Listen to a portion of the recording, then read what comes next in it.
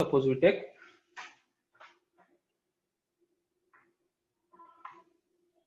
Okay, so we will take this kind of example. We have a pulley here, a fixed pulley, and we have a string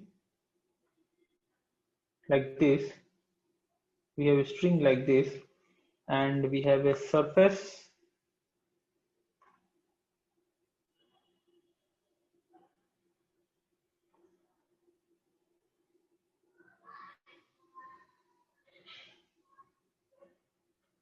okay, whatever, we have this object here, and another object is like this. Okay, so this object is A, this is B, and the angle made here is, suppose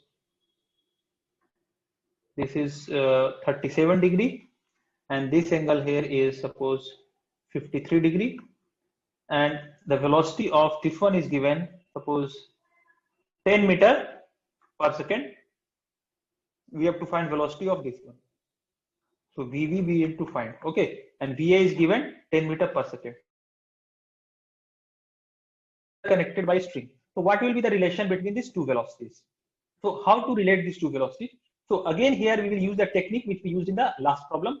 So we can see the velocity here is 10 meter per second. So what will be component of this velocity along the length? Because whatever length will change in this on this part of the string, the same change should occur in other part of the string, but with opposite sign. Means if the length is increasing on this side, the other side the length should be decreasing by same amount.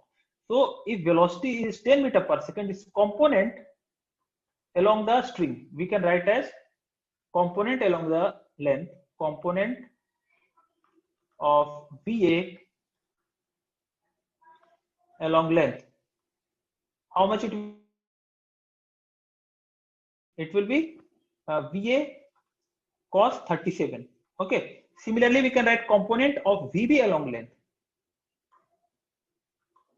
component of VB along length. Okay, so how much it will be? It will be VB cos 53 in the same way as we did for cos 37. So this is 50. So VB will be like this. So its component along the length. So VB cos 53. Now equate these two. So VA cos 37 equal to VB cos 53, and VA is how much? VA is 10 and cos 37 is 4/5, and VB and cos 53 is 3/5. So 5 cancelled. So VB is 10 into 4/3. So 40/3 we are getting 40/3 meter per second. So in this way we can find the velocity of the other object.